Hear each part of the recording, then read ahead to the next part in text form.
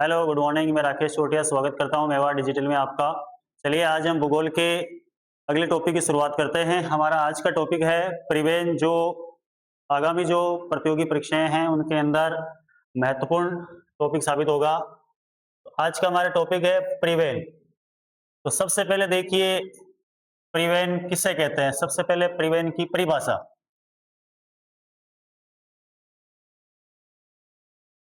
अब जैसे for example, जैसे हम अपने गांव से शहर जा रहे हैं तो वहां हमने परिवहन किया। अब वो हमने परिवहन कौन से साधन से किया। जैसे हम स्थल, जैसे जमीन से गए तो वो स्थल परिवहन, जैसे सड़क की सहायता से गए तो वो स्थल परिवहन में आ गया। जैसे हम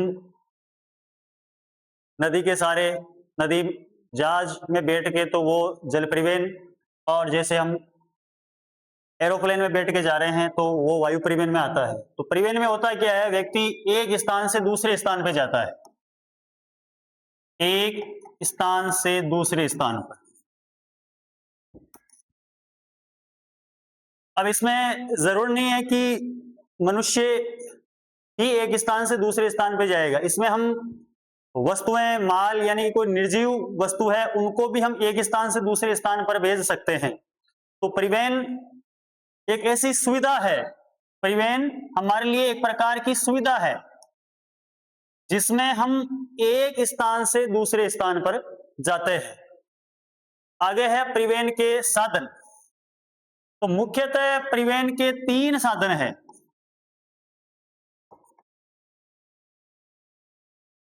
जिसमें 1 नंबर है स्थल परिवहन,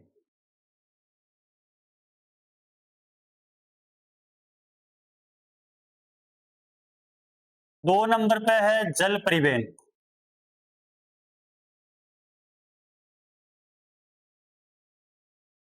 और 3 नंबर पे है वायु परिवहन।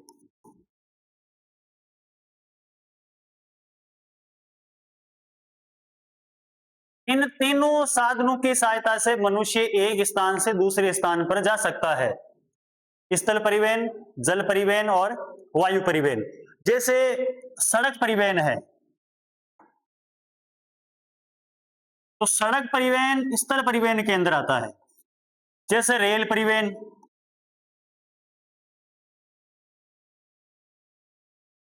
अब जैसे ट्रक है, कार है, ट्रैक्टर है, मोटरसाइकिल है, तो ये सभी स्थल परिवहन के साधन है और ये आते हैं, चलते कहां है, सड़क पे। तो आज हमारा टॉपिक होगा सड़क परिवहन। तो देखिए सड़क परिवहन, भारत का जो सड़क जाल है वो विश्व का दूसरा सबसे बड़ा सड़क जाल है। अगर विश्व स्तर की अगर बात की जाए तो भारत का जो सड़कों का जो जाल है भारत के अंदर, वो विश्व का दूसरा सबसे बड़ा जाल है। और सबसे ज्यादा जो सड़कों का जाल है विश्व के अंदर वो है अमेरिका के अंदर,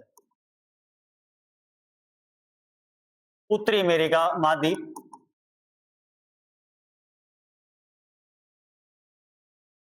और भारत के अंदर जो कुल जो सड़कों की जो लंबाई है वो है 62.16 लाख किलोमीटर। फिर आगे एक योजना है नागपुर योजना।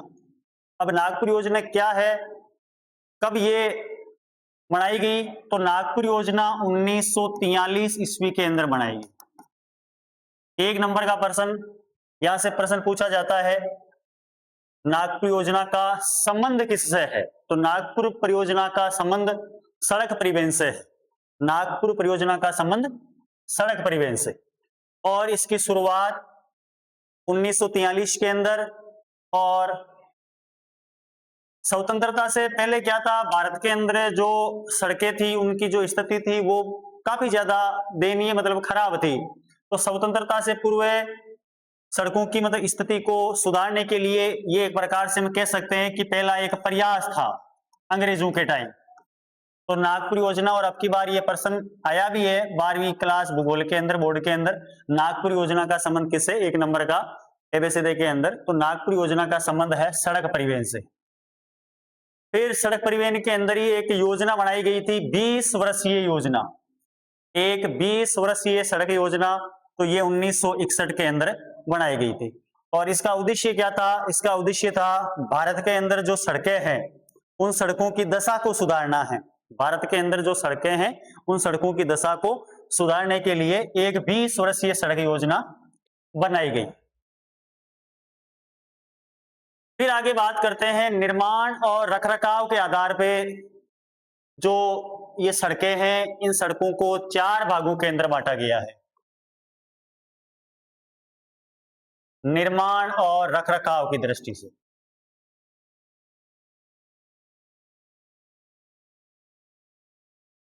कि भाई इनका निर्माण कौन करता है और निर्माण करने के बाद रखरखाव यानी कि मेंटेनेंस की जो जिम्मेदारी है वो किसकी होती है। तो उसके आधार पे भारत के अंदर जो सड़कें हैं उनको 4 भागों में बांटा है।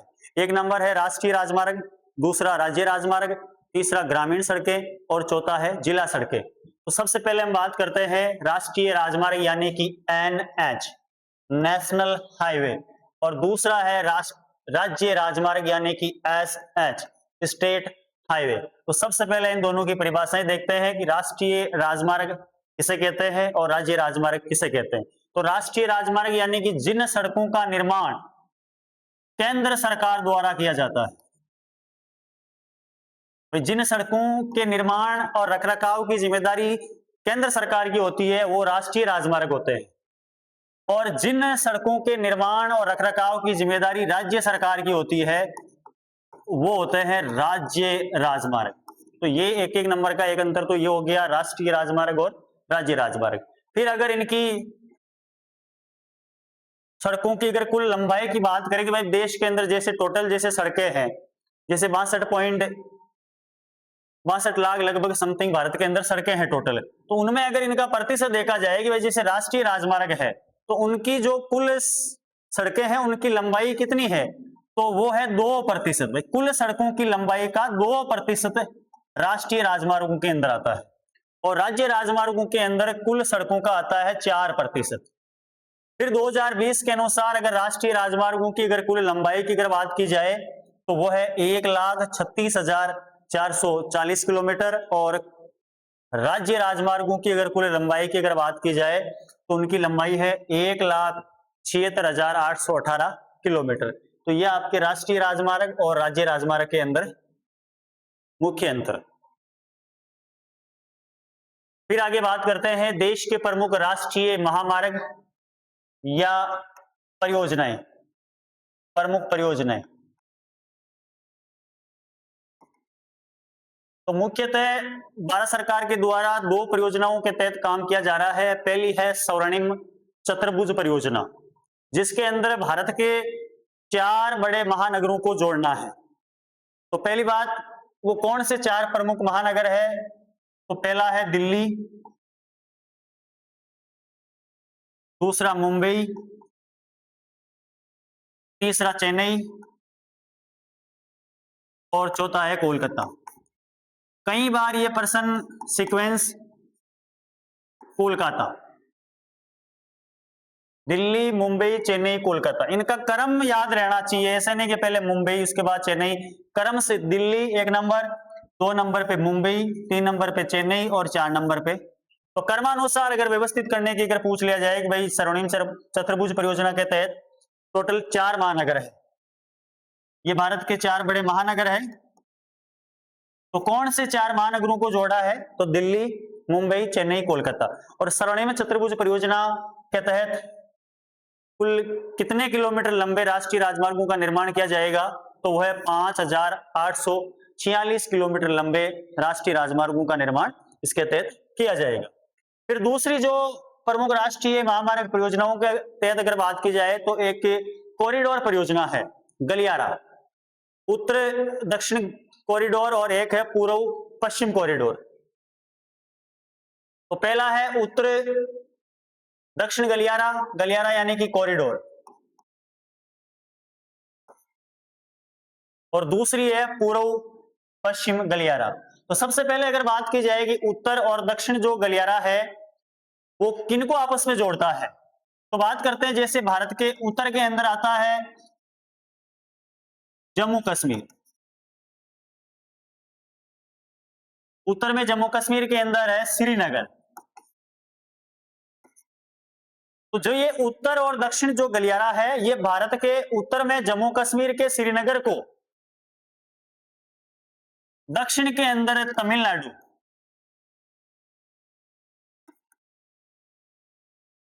तमिलनाडु के कन्याकुमारी को जोड़ता है। तो उत्तर दक्षिण जो गलियारा है वो भारत के उत्तर में जम्मू कश्मीर के श्रीनगर को, दक्षिण में तमिलनाडु के कन्याकुमारी को जोड़ता है। और इसकी जो टोटल जो कुल लंबाई है वो है 4016 किलोमीटर। और दूसरा है पूर्व पश्चिम गलियारा, तो ये पूर्व से पश्चिम को जोड़ता है, पूर्व से पश्चिम। पूर्व के अंदर असम, असम के अंदर एक जगह है सिलचर, सिलचर को गुजरात पश्चिम के अंदर आता है, गुजरात, गुजरात के अंदर है पोरबंदर। तो पूर्व पश्चिम जो गलियारा है वो पूर्व में असम के सिलचर को पश्चिम में गुजरात के पोरबंदर से जोड़ता है। और इसकी जो टोटल जो लंबाई है वो है 3640 किलोमीटर। तो ये आपकी जीके सड़क परिवहन। फिर आगे एक महत्वपूर्ण टॉपिक है BRO। तो सबसे पहले BRO का पूरा नाम,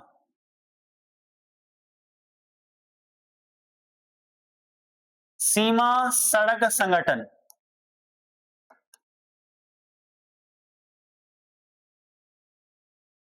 सीमा सड़क संगठन, बॉर्डर रोड ऑर्गेनाइजेशन।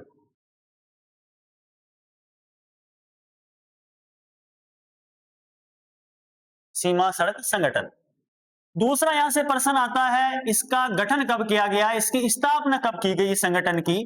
तो इसकी स्थापना की जाती है 1960 ईस्वी में, सन 1960। तीसरा यहां से प्रश्न आता है, जो ये BRO है, बॉर्डर रोड ऑर्गेनाइजेशन, सीमा सड़क संगठन, इसका प्रमुख कार्य क्या है।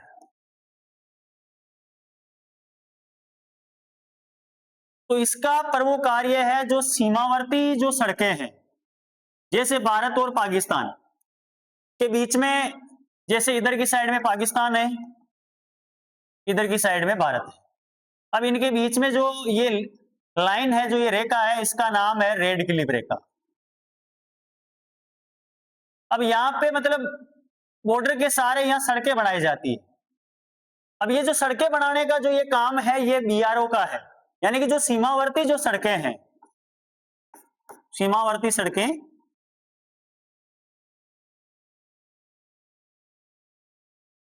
सीमावर्ती सड़कों की सुरक्षा करना, एक काम तो इसका ये हो गया।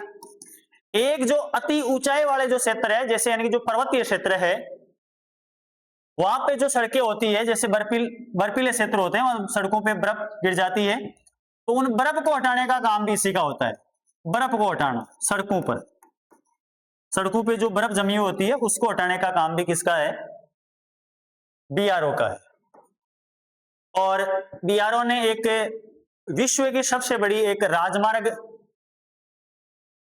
सुरंग का निर्माण किया है, विश्व की सबसे लंबी सुरंग, सबसे लंबी राजमार्ग सुरंग, और उसका नाम है अटल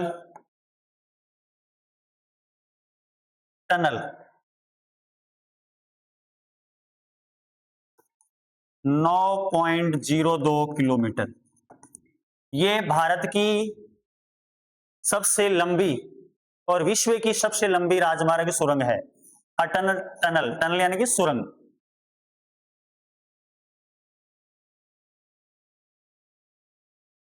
अब आगे हम बात करते हैं,